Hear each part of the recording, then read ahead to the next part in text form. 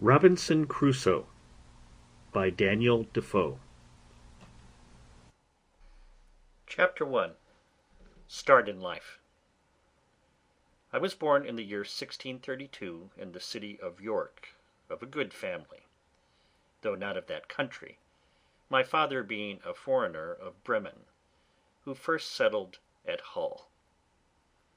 He got a good estate by merchandise, and leaving off his trade, lived afterwards at York, from whence he had married my mother, whose relations were named Robinson, a very good family in that country, and from whom I was called Robinson Cruchnaer. But, by the usual corruption of words in England, we are now called, nay, we call ourselves and write our name, Crusoe, and so my companions always called me. I had two elder brothers, one of whom was lieutenant colonel to an English regiment of foot in Flanders, formerly commanded by the famous Colonel Lockhart, and was killed at the battle near Dunkirk against the Spaniards. What became of my second brother I never knew, any more than my father or mother knew what became of me. Being the third son of the family and not bred to any trade, my head began to be filled very early with rambling thoughts. My father, who was very ancient, had given me a competent share of learning, as far as house education and a country free school generally go, and designed me for the law. But I would be satisfied with nothing but going to sea, and my inclination to this led me so strongly against the will, nay, the commands of my father, and against all the entreaties and persuasions of my mother and other friends, that there seemed to be something fatal in that propensity of nature, tending directly to the life of misery which was to befall me. My father, a wise and grave man, gave me serious and excellent counsel against what he foresaw was my design. He called me one morning into his chamber, where he was confined by the gout, and expostulated very warmly with me upon this subject. He asked me what reasons, more than a mere wandering inclination, I had for leaving father's house and my native country, where I might be well introduced, and had a prospect of raising my fortune by application and industry, with a life of ease and pleasure.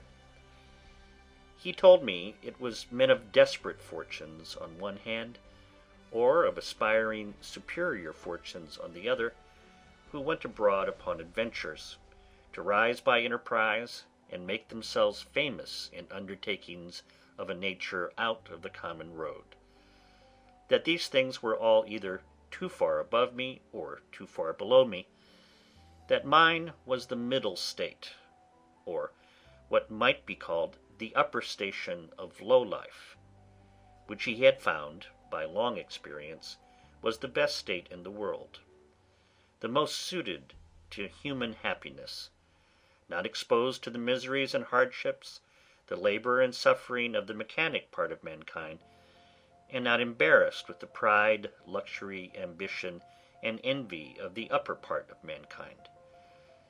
He told me I might judge of the happiness of the state by this one thing, that is, that this was the state of life which all other people envied, that kings have frequently lamented the miserable consequence of being born to great things, and wished they had been placed in the middle of the two extremes, between the mean and the great; that the wise man gave his testimony to this as the standard of felicity, when he prayed to have neither poverty nor riches.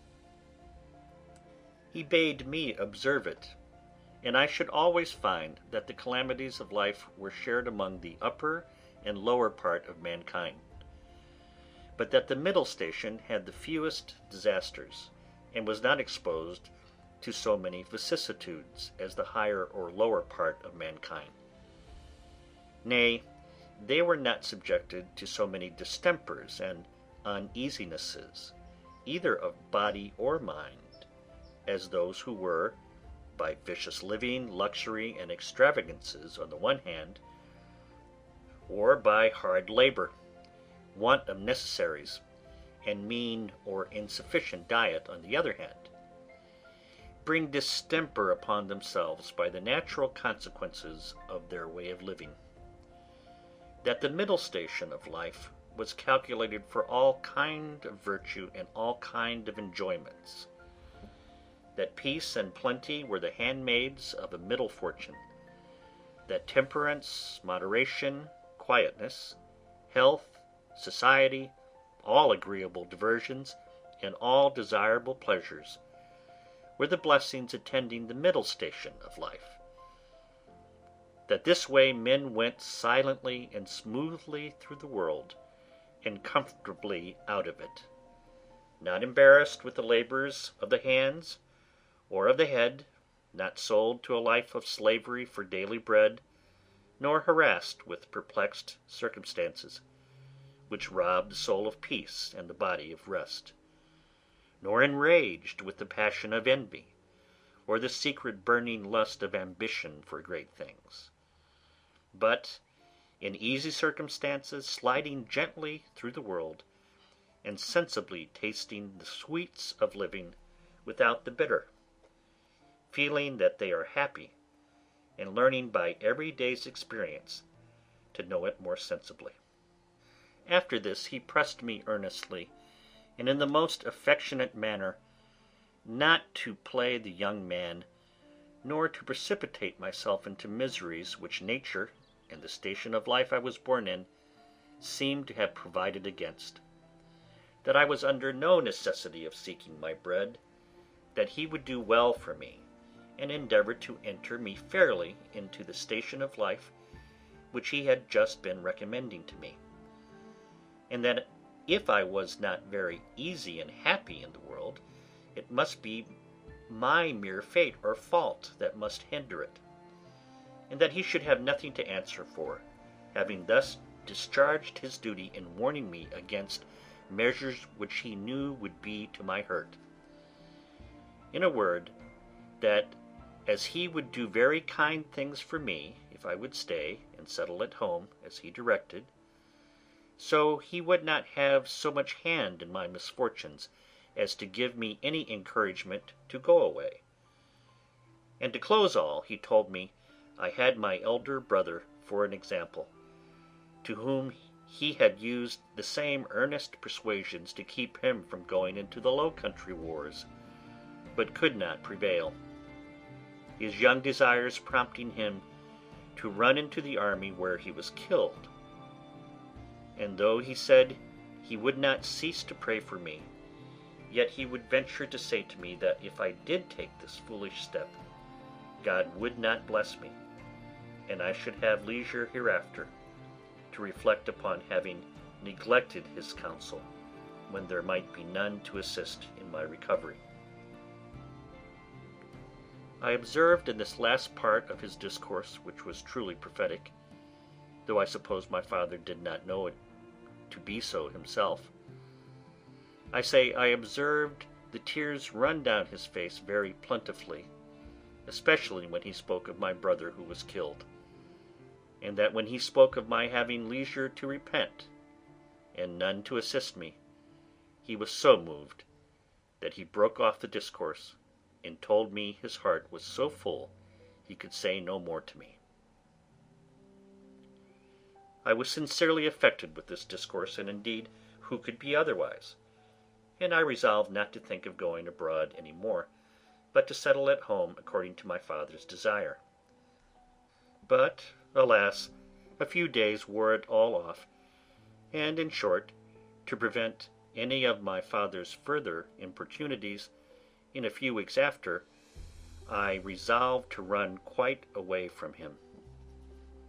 However, I did not act quite so hastily as the first heat of my resolution prompted, but I took my mother, at a time when I thought her a little more pleasant than ordinary, and told her that my thoughts were so entirely bent upon seeing the world that I should never settle to anything with resolution enough to go through with it, and my father had better give me his consent than force me to go without it; that I was now 18 years old, which was too late to go apprentice to a trade, or clerk to an attorney, and that I was sure if I did I should never serve out my time, but I should certainly run away from my master before my time was out, and go to sea; and if she would speak to my father to let me go one voyage abroad, if I came home again and did not like it, I would go no more, and I would promise by a double diligence to recover the time I had lost. This put my mother into a great passion.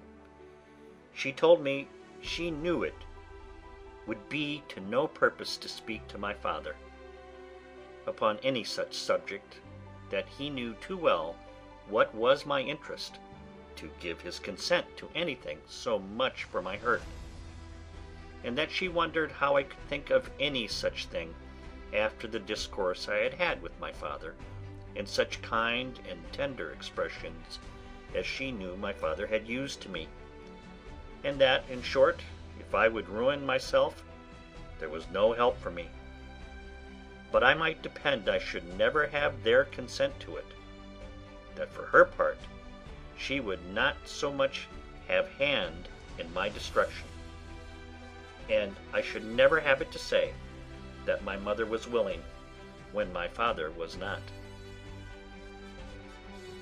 Though my mother refused to move it to my father, yet I heard afterwards that she reported all the discourse to him, and that my father, after showing a great concern at it, said to her, with a sigh, "That boy might be happy if he would stay at home, but if he goes abroad he will be the most miserable wretch that ever was born. I can give no consent to it."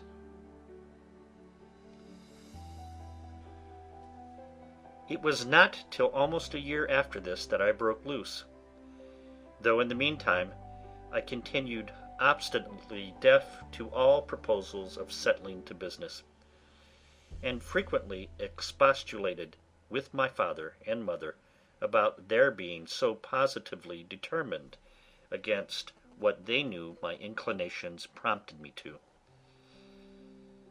But being one day at Hull, where I went casually, and without any purpose of making an elopement at that time, but, I say, being there, and one of my companions being about to sail to London in his father's ship, and prompting me to go with them, with the common allurement of seafaring men, that it should cost me nothing for my passage, I consulted neither father nor mother any more, nor so much as sent them word of it, but leaving them to hear of it as they might, without asking God's blessing or my father's, without any consideration of circumstances or consequences, and in an ill hour, God knows, on the 1st of September, 1651, I went on board a ship bound for London.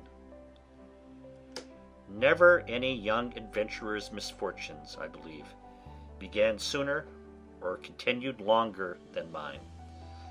The ship was no sooner out of the Humber than the wind began to blow, and the sea to rise in a most frightful manner, and as I had never been at sea before, I was most inexpressibly sick in body and terrified in mind.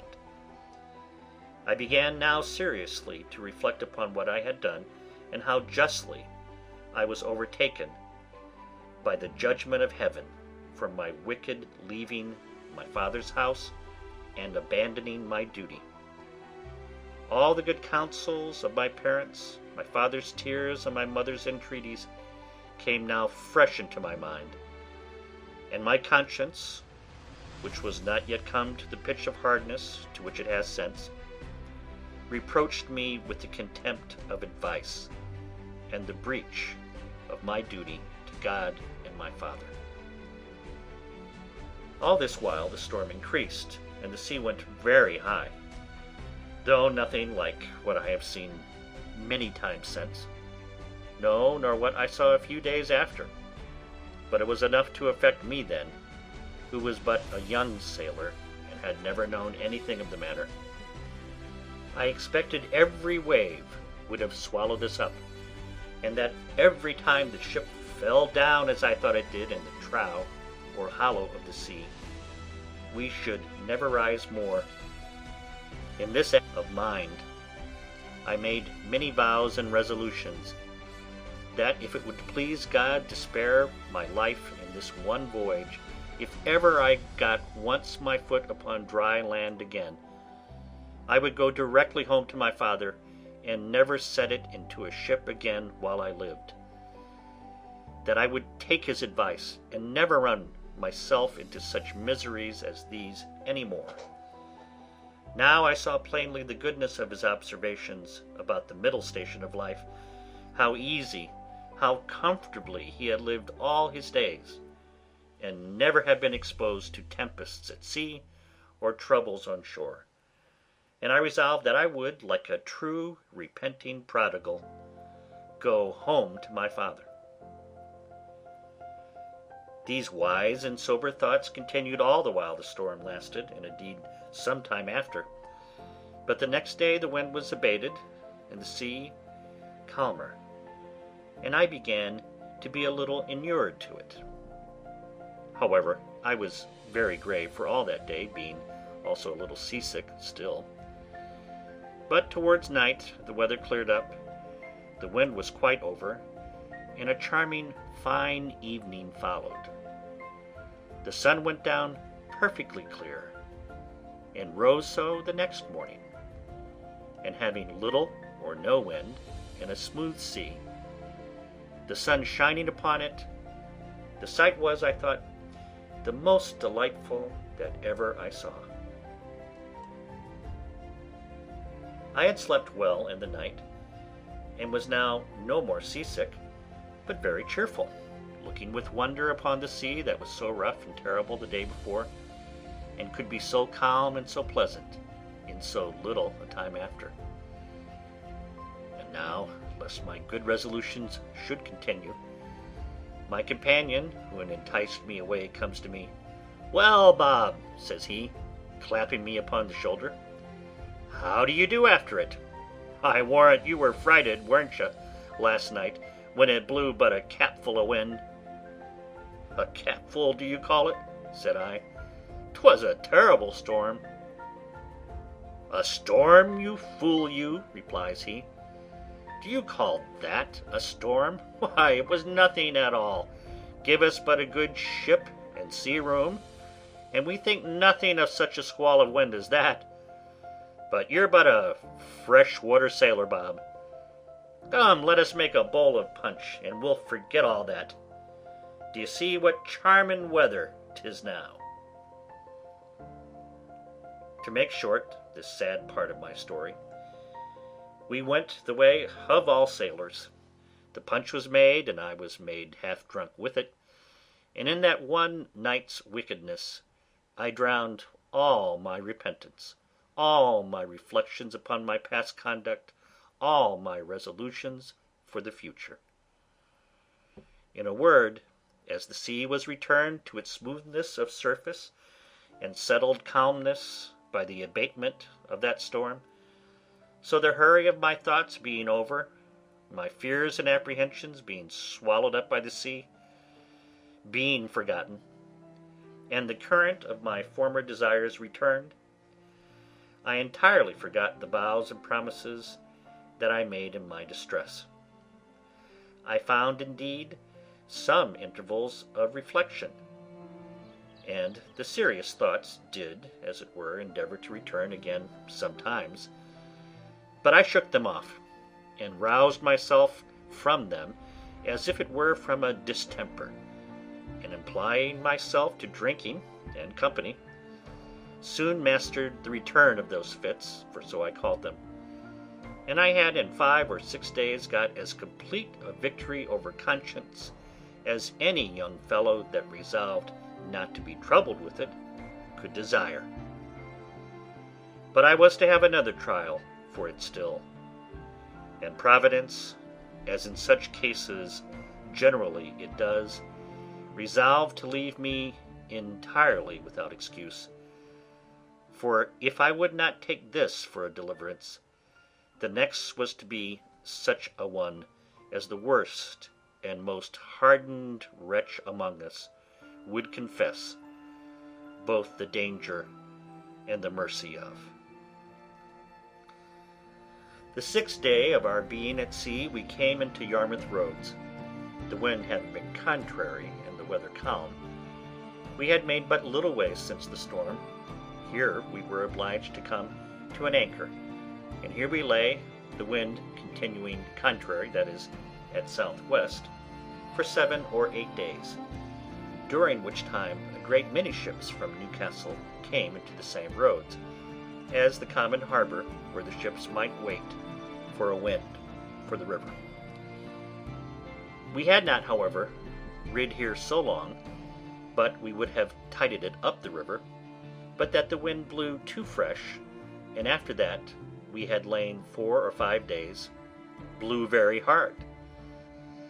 However, the roads being reckoned as good as a harbour, the anchorage good, and our ground tackle very strong, our men were unconcerned, and not in the least apprehensive of danger, but spent the time in rest and mirth after the manner of the sea.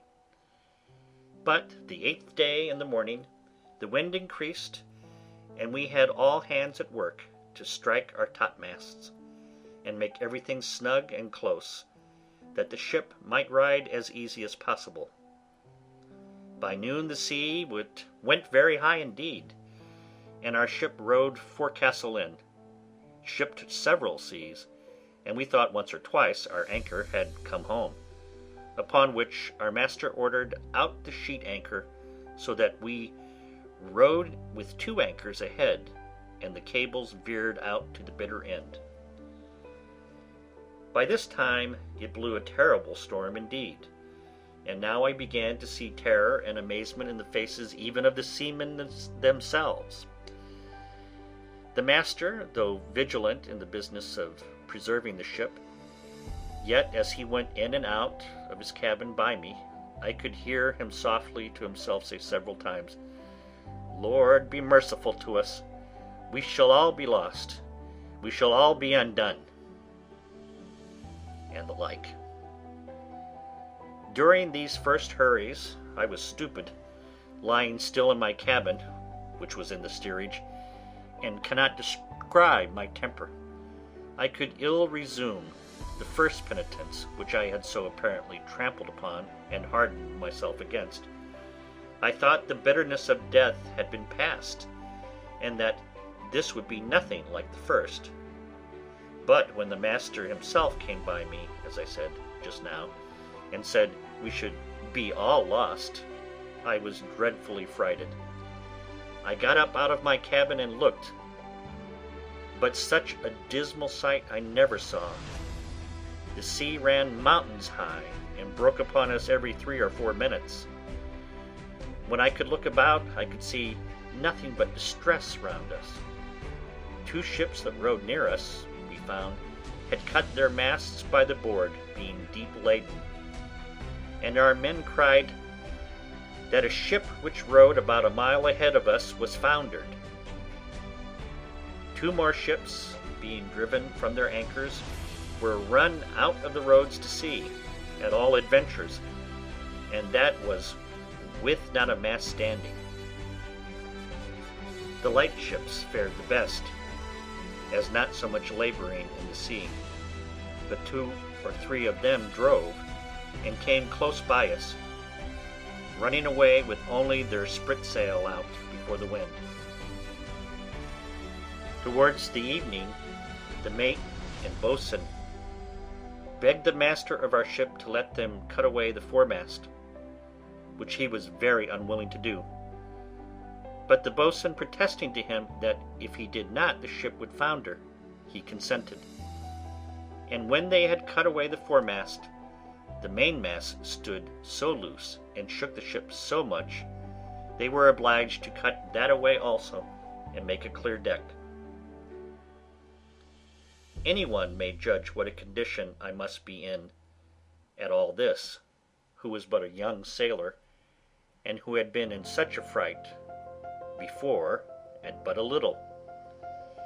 But if I can express at this distance the thoughts I had about me at that time, I was in tenfold more horror of mind upon account of my former convictions, and the having returned from them to the resolutions I had wickedly taken at first, than I was at death itself.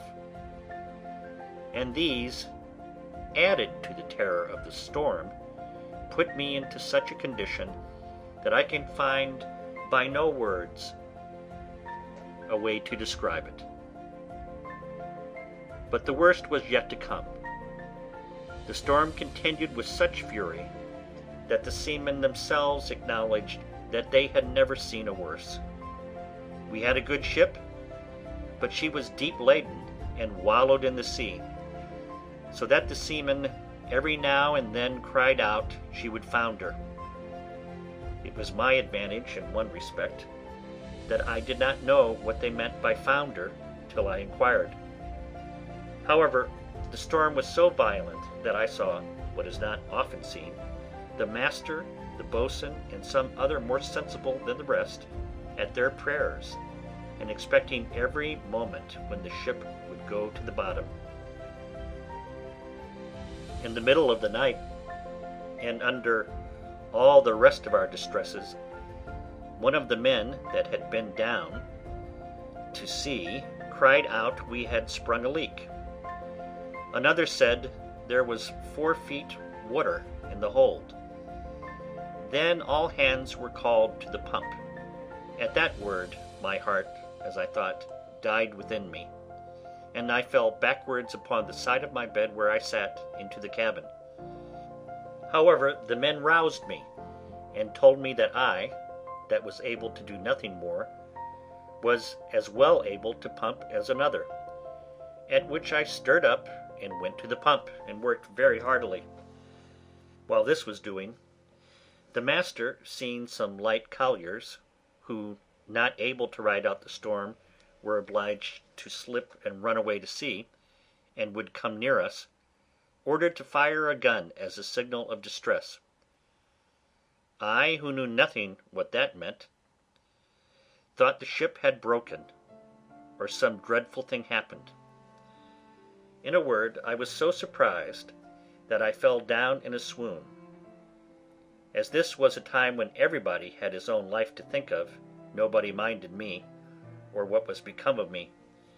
But another man stepped up to the pump, and thrusting me aside with his foot, let me lie, thinking I had been dead, and it was a great while before I came to myself. We worked on, but the water increasing in the hold, it was apparent that the ship would founder. And though the storm began to abate a little, yet it was not possible she could swim till we might run into any port. So the master continued firing guns for help, and a light ship, who had rid it out just ahead of us, ventured a boat out to help us. It was with the utmost hazard the boat came near us, but it was impossible for us to get on board, or for the boat to lie near the ship's side, till at last the men rowing very heartily and venturing their lives to save ours, our men cast them a rope over the stern with the buoy to it, and then veered it out a great length, which they, after much labour and hazard, took hold of, and we hauled them close under our stern, and got all into their boat. It was to no purpose for them or us, after we were in the boat, to think of reaching their own ship, so all agreed to let her drive, and only to pull her in towards shore as much as we could. And our master promised them that if the boat was staved upon shore, he would make it good to their master.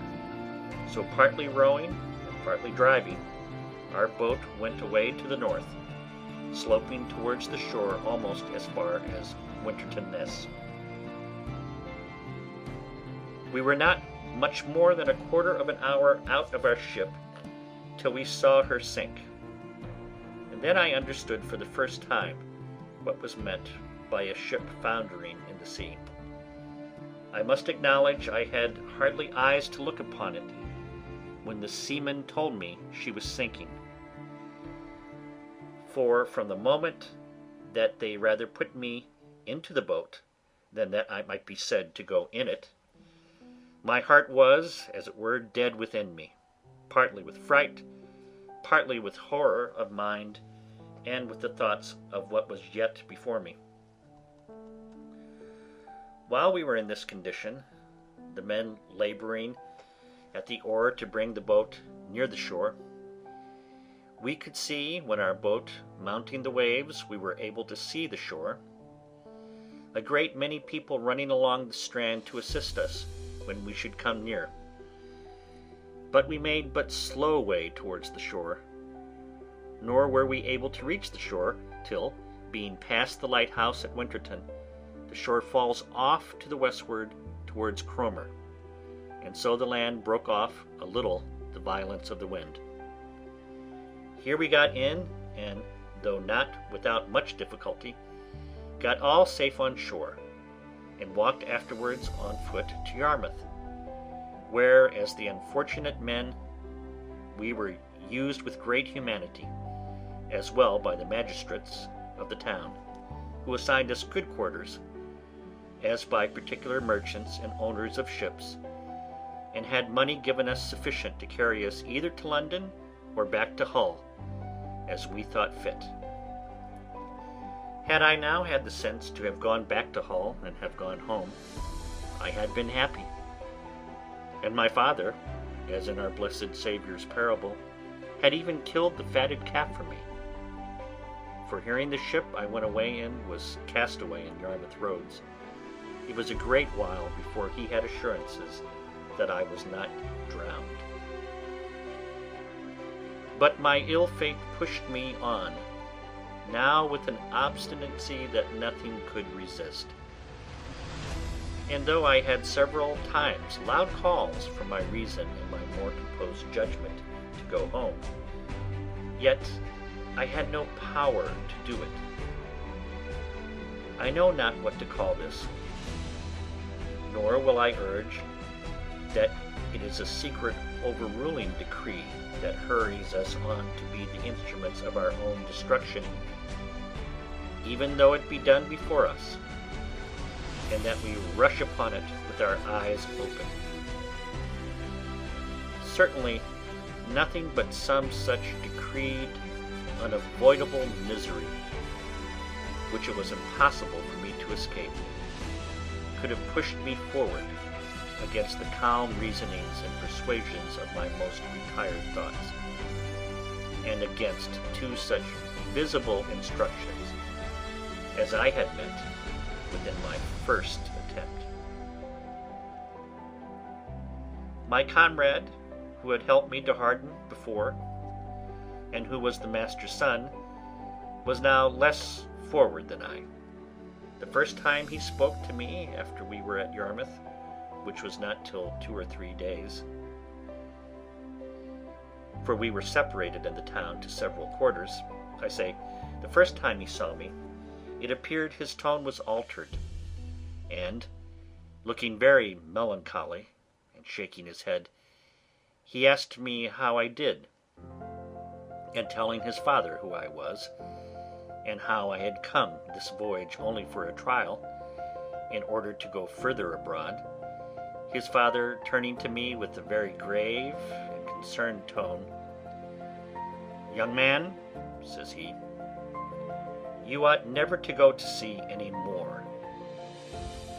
You ought to take this for a plain and visible token that you are not to be a seafaring man." "Why, sir," said I, "will you go to sea no more?" "That is another case," says he. "It is my calling, and therefore my duty. But as you have made this voyage on trial, you see what a taste heaven has given you of what you are to expect if you persist. Perhaps this has all befallen us on your account, like Jonah in the ship of Tarshish. Pray, continues he, what are you, and on what account did you go to sea? Upon that I told him some of my story, at the end of which he burst out into a strange kind of passion. What had I done, says he, that such an unhappy wretch should come into my ship? I would not set my foot in the same ship with thee again for 1,000 pounds. This indeed was, as I said, an excursion of his spirits, which were yet agitated by the sense of his loss, and was further than he could have authority to go. However, he afterwards talked very gravely to me, exhorting me to go back to my father and not tempt Providence to my ruin, telling me I might see a visible hand of heaven against me. And young man, said he, depend upon it, if you do not go back, wherever you go, you will meet with nothing but disasters and disappointments, till your father's words are fulfilled upon you. We parted soon after, for I made him little answer, and I saw him no more. Which way he went, I knew not.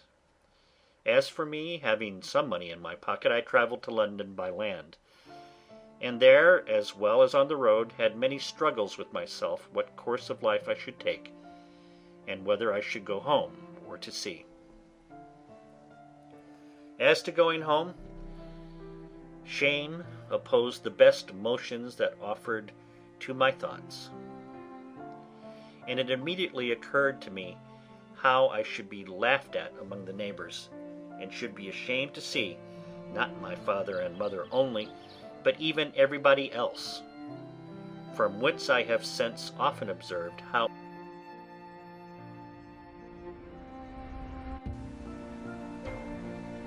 Robinson Crusoe by Daniel Defoe. Chapter 2. Slavery and Escape.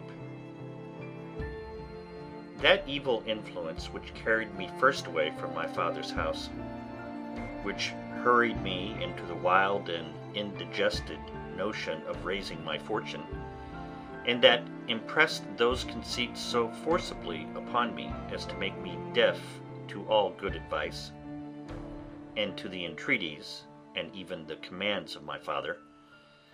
I say, the same influence, whatever it was, presented the most unfortunate of all enterprises to my view, and I went on board a vessel bound to the coast of Africa, or, as our sailors vulgarly called it, a voyage to Guinea. It was my misfortune that in all these adventures I did not ship myself as a sailor, when, though I might have worked a little harder than ordinary, yet at the same time I should have learnt the duty and office of a foremast man, and in time might have qualified myself for a mate or lieutenant, if not for a master. But as it was always my fate to choose for the worse, so I did here. For having money in my pocket and good clothes upon my back, I would always go on board in the habit of a gentleman, and so I neither had any business in the ship, nor learned to do any. It was my lot first of all to fall into pretty good company in London, which does not always happen to such loose and misguided young fellows as I then was, the devil generally not omitting to lay some snare for them very early. But it was not so with me. I first got acquainted with the master of a ship who had been on the coast of Guinea, and who, having had very good success there, was resolved to go again. This captain, taking a fancy to my conversation, which was not at all disagreeable at that time, hearing me say I had a mind to see the world, told me if I would go the voyage with him, I should be at no expense. I should be his messmate and his companion, and if I could carry anything with me, I should have all the advantage of it that the trade would admit, and perhaps I might meet with some encouragement. I embraced the offer, and entering into a strict friendship with the captain, who was an honest, plain-dealing man, I went the voyage with him, and carried a small adventure with me, which, by the disinterested honesty of my friend the captain, I increased very considerably, for I carried about 40 pounds in such toys and trifles as the captain directed me to buy.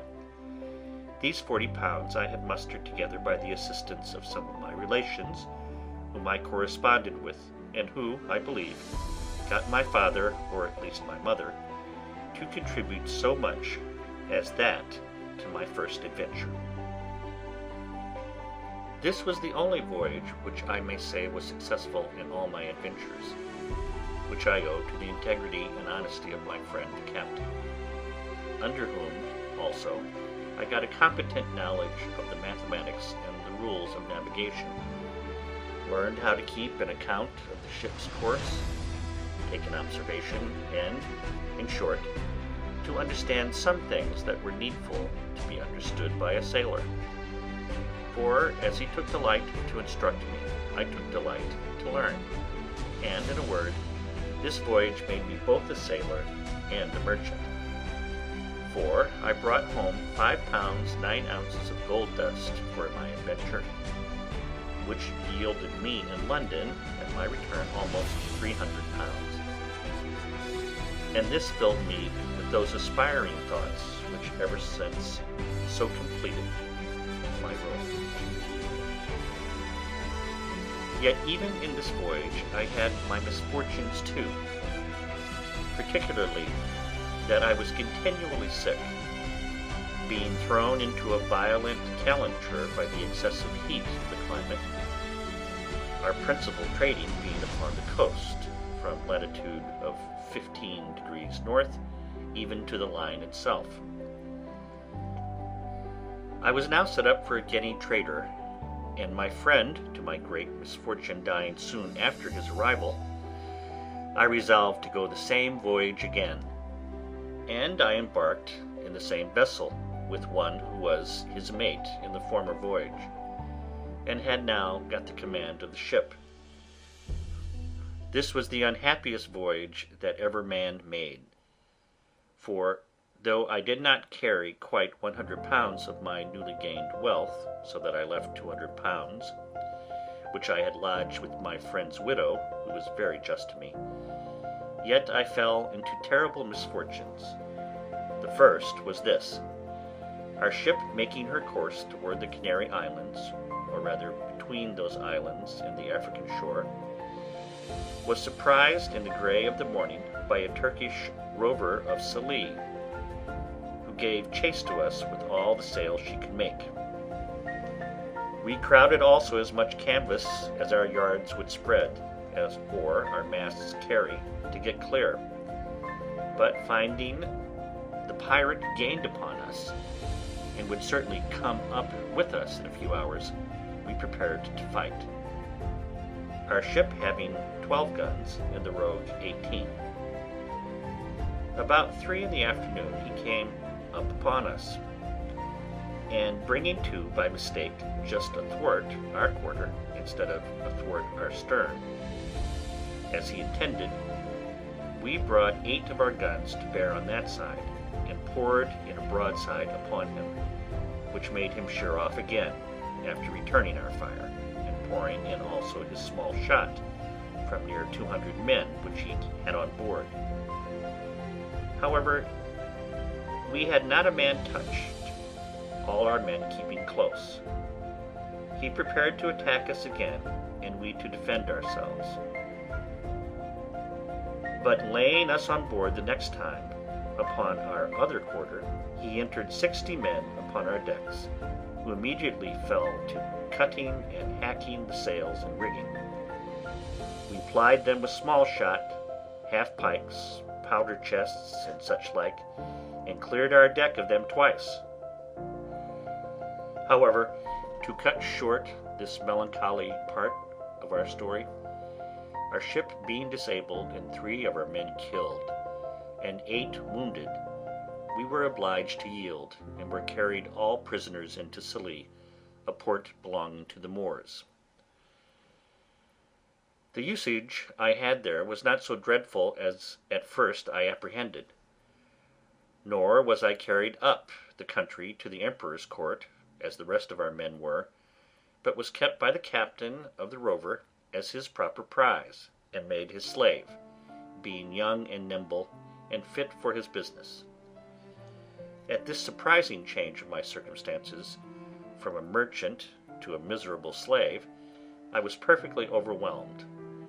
And now I looked back upon my father's prophetic discourse to me, that I should be miserable and have none to relieve me, which I thought was now so effectually brought to pass that I could not be worse. For now the hand of heaven had overtaken me, and I was undone without redemption. But alas, this was but a taste of the misery I was to go through, as will appear in the sequel of the story. As my new patron or master had taken me home to his house, so I was in hopes that he would take me with him when he went to sea again, believing that it would some time or other be his fate to be taken by a Spanish or Portugal man of war, and that then I should be set at liberty. But this hope of mine was soon taken away, for when he went to sea, he left me on shore to look after his little garden and do the common drudgery of slaves around his house. And when he came home again from his cruise, he ordered me to lie in the cabin to look after the ship.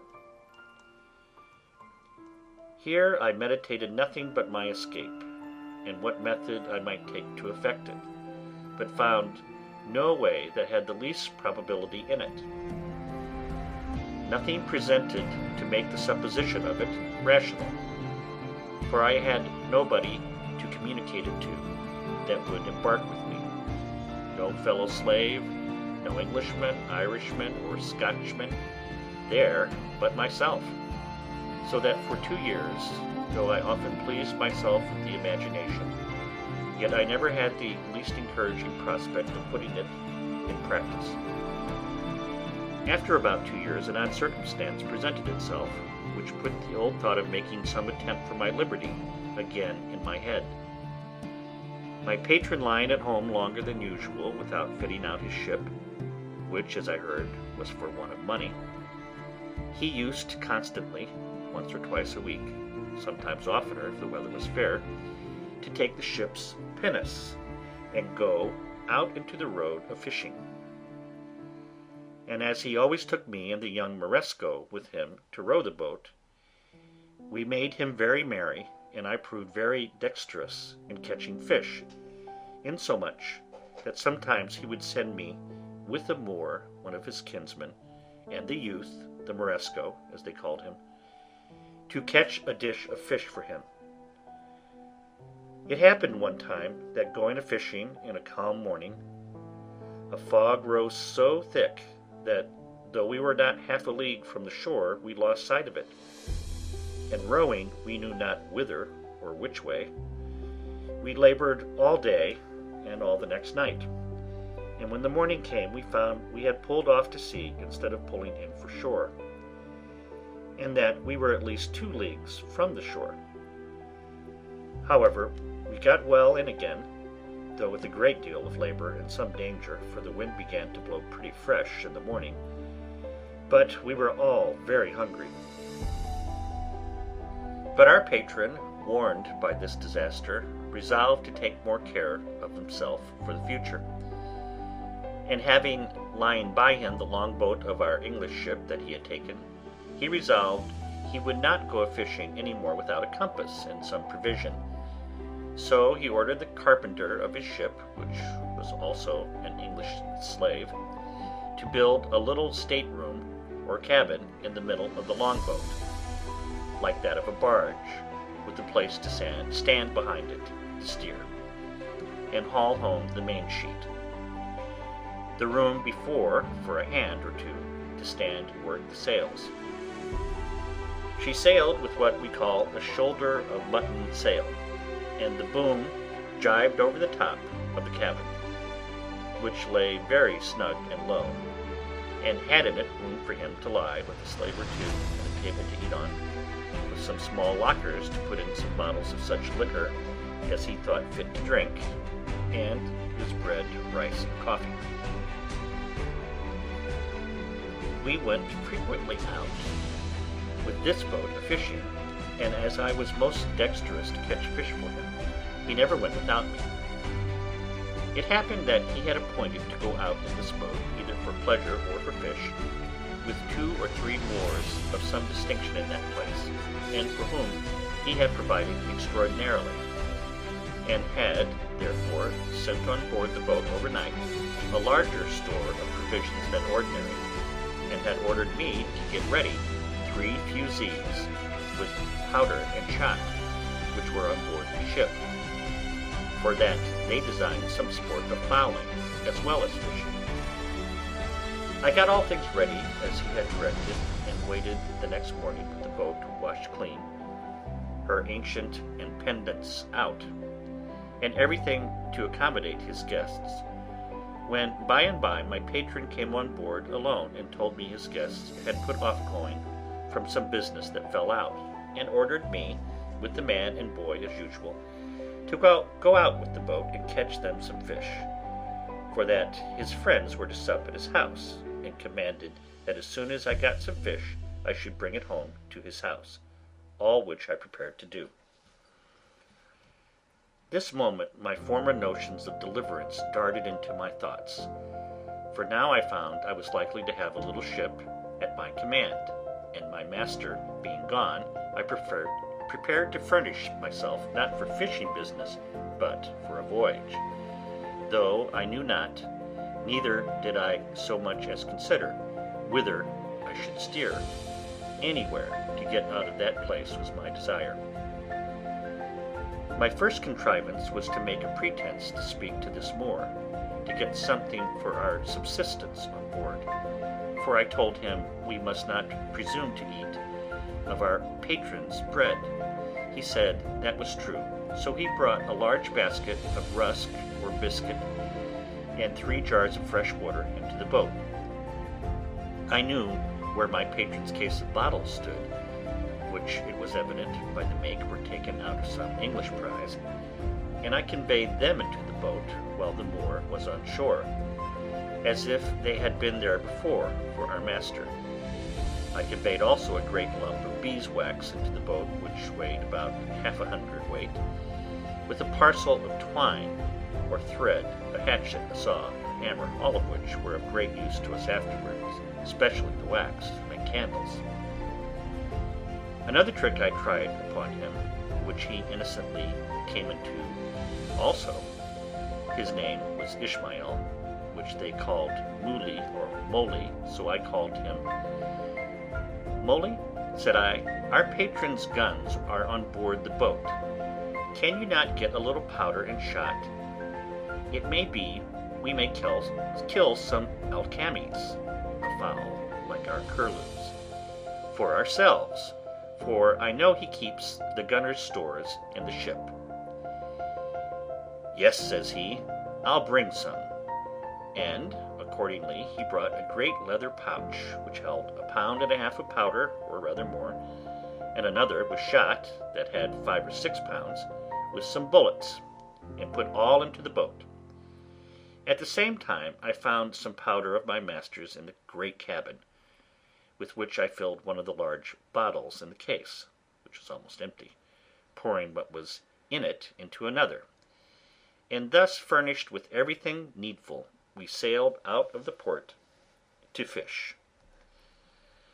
The castle, which is at the entrance of the port, knew who we were, and took no notice of us, and we were not above a mile out of the port before we hauled in our sail and set us down to fish.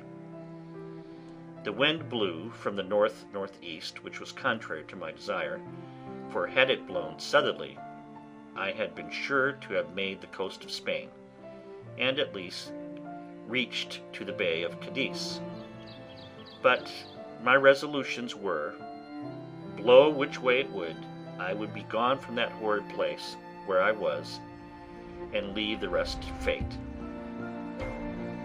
After we had fished for some time and caught nothing, for when I had fish on my hook, I would not pull them up, that he might not see them, I said to the Moor, "This will not do. Our master will not be thus served. We must stand farther off." He, thinking no harm, agreed, and being in the head of the boat, set the sails. And as I had the helm, I ran the boat out near a league farther, and then brought her to, as if I would fish. When, giving the boy the helm, I stepped forward to where the Moor was, and making as if I stooped for something behind him, I took him by surprise with my arm under his waist, and tossed him clear overboard into the sea. He rose immediately, for he swam like a cork, and called to me, begged to be taken in, told me he would go all over the world with me. He swam so strong after the boat that he would have reached me very quickly, there being but little wind, upon which I stepped into the cabin, and fetching one of the fowling pieces, I presented it at him, and told him I had done him no hurt, and if he would be quiet, I would do him none. "But," said I, "you swim well enough to reach to the shore, and the sea is calm. Make the best of your way to shore, and I will do you no harm. But if you come near the boat, I'll shoot you through the head, for I am resolved to have my liberty." So he turned himself about and swam for the shore, and I make no doubt but he reached it with ease, for he was an excellent swimmer.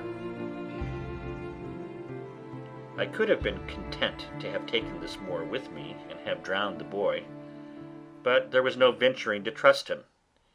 When he was gone, I turned to the boy, whom they called Shuri, and said to him, "Shuri, if you will be faithful to me, I'll make you a great man. But if you will not stroke your face to be true to me, that is, swear by Mahomet and his father's beard, I must throw you into the sea too." The boy smiled in my face and spoke so innocently that I could not distrust him, and swore to be faithful to me and go all over the world with me.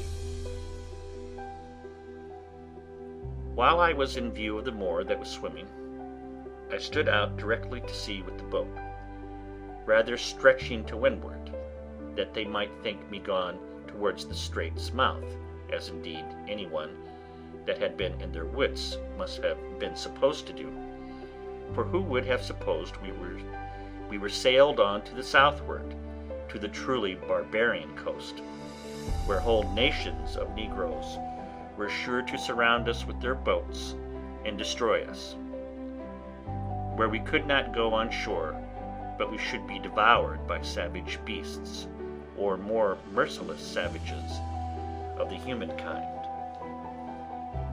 But as soon as it grew dusk in the evening, I changed my course, and steered directly south and by east, bending my course a little towards the east, that I might keep in with the shore, and having a fair, fresh gale of wind, and a smooth, quiet sea, I made such sail that I believe by the next day at 3 o'clock in the afternoon, when I first made the land, I could not be less than 150 miles south of Sallee, quite beyond the Emperor of Morocco's dominions, or indeed of any other king thereabouts, for we saw no people.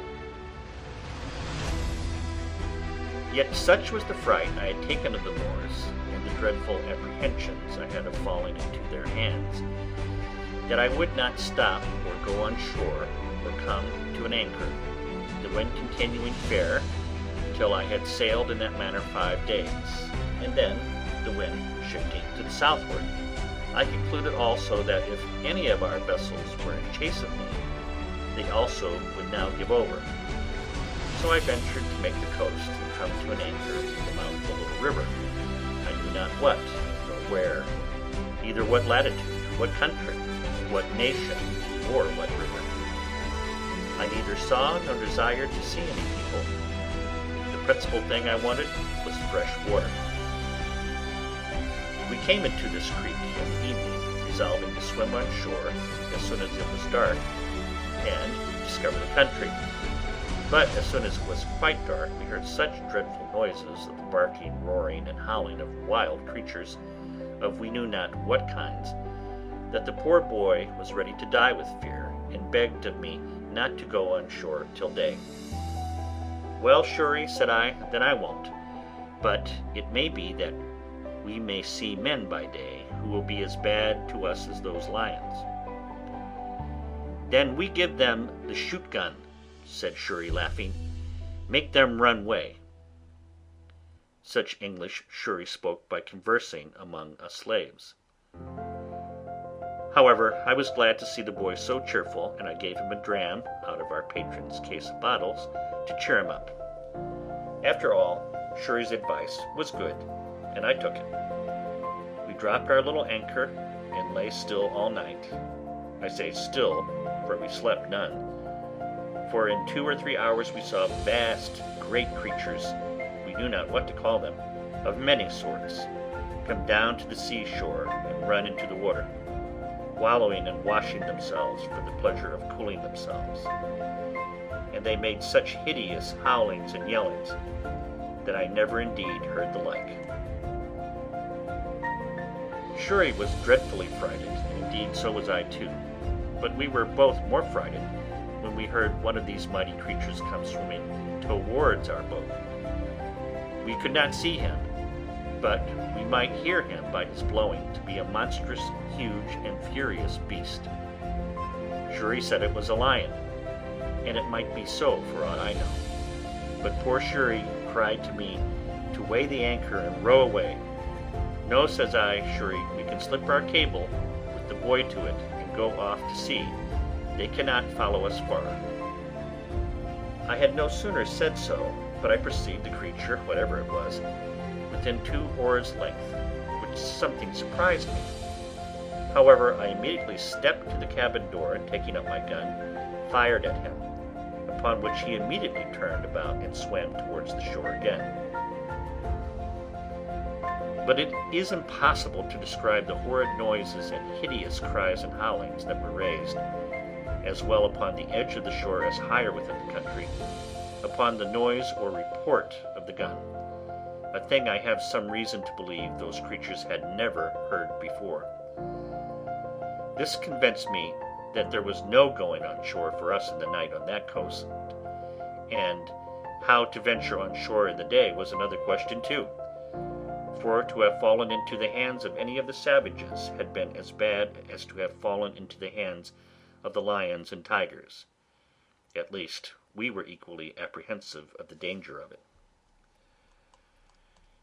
Be that as it would, we were obliged to go on shore somewhere or other for water, for we had not a pint left in the boat. When and where to get to it was the point. Shuri said if I would let him go on shore with one of the jars, he would find if there was any water and bring some to me. I asked him why he should go, why I should not go, and he stay in the boat. The boy answered with so much affection as made me love him ever after. Says he, "If wild mans come, they eat me, you go away." "Well, Shuri," said I, "we will both go, and if the wild mans come, we will kill them. They shall eat neither of us." So I gave Shuri a piece of rusk bread to eat, and a dram out of our patron's case of bottles, which I mentioned before, and we hauled the boat in as near to the shore as we thought was proper, and so waited on shore, carrying nothing but our arms, and 2 jars for water. I did not care to go out of sight of the boat, fearing the coming of canoes with savages down the river, but the boy, seeing a low place about a mile up the country, rambled to it, and by I saw him come running towards me. I thought he was pursued by some savage or frighted with some wild beast, and I ran towards him to help him. But when I came nearer to him, I saw something hanging over his shoulders, which was a creature that he had shot, like a hare, but different in color and longer legs. However, we were very glad of it, and it was very good meat. But the great joy that poor Shuri came with was to tell me he had found good water and seen no wild mans. But we found afterwards that we need not take such pains for water, for a little higher up the creek where we were, we found the water fresh when the tide was out, which flowed but a little way up. And so we filled our jars and feasted on the hare he had killed, and prepared to go our way, having seen no footsteps of any human creature in that part of the country.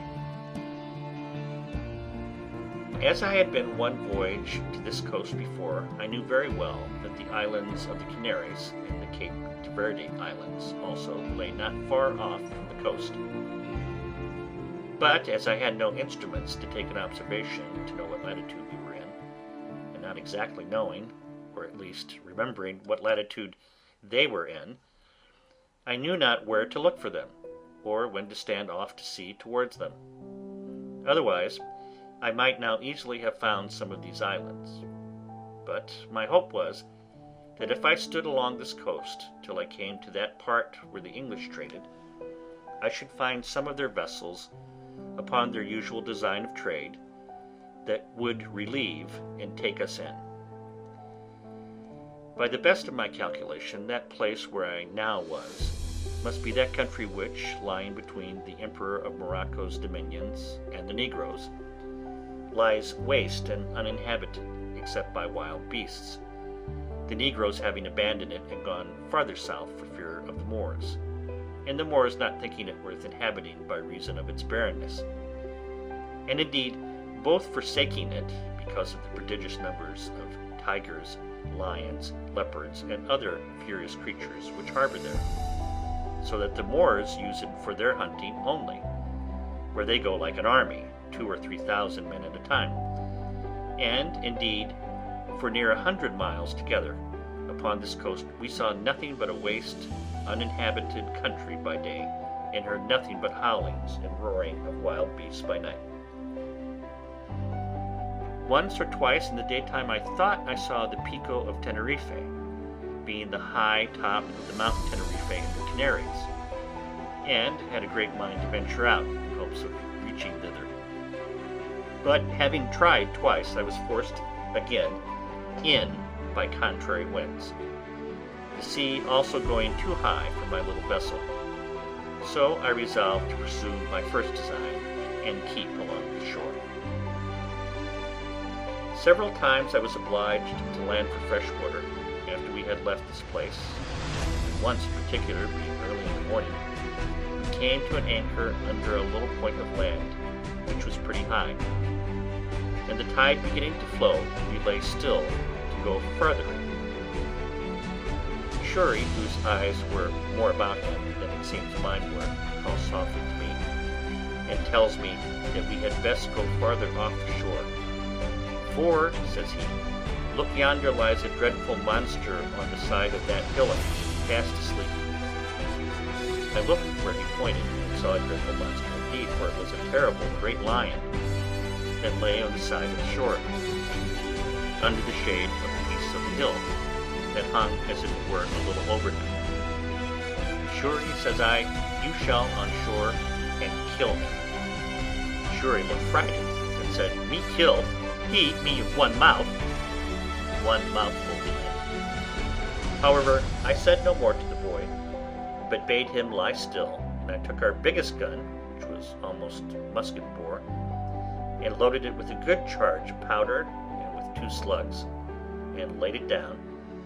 Then I loaded another gun with 2 bullets, and the third, for we had 3 pieces, I loaded with 5 smaller bullets.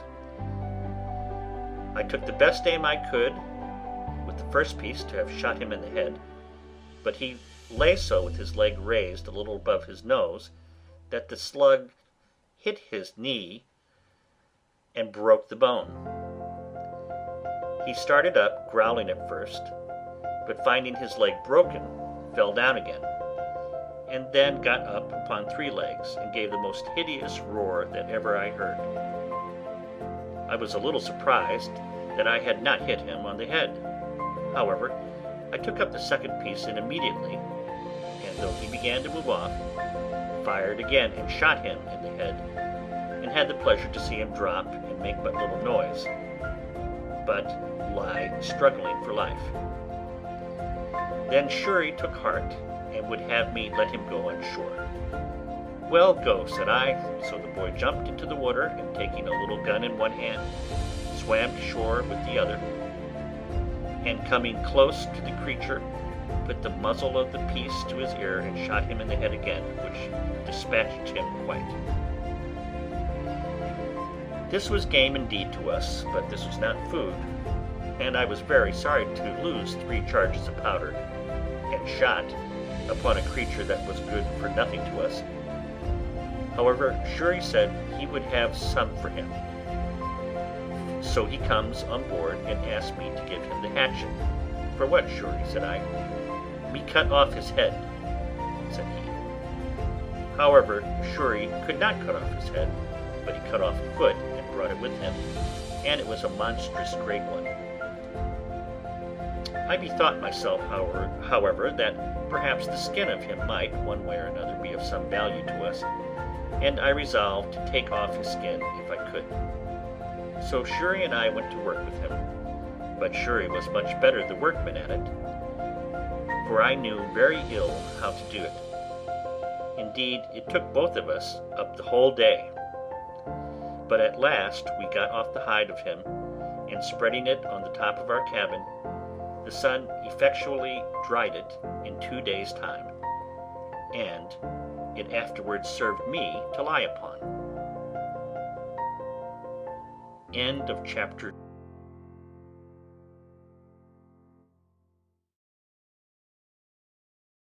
Incongruous and irrational the common temper of mankind is, especially of youth, to that reason which ought to guide them in such cases, that is, that they are not ashamed to sin, and yet are ashamed to repent, not ashamed of the action for which they ought justly to be esteemed fools, but are ashamed of the returning, which can only make them be esteemed wise men. In this state of life, however, I remained some time, uncertain what measures to take, and what course of life to lead.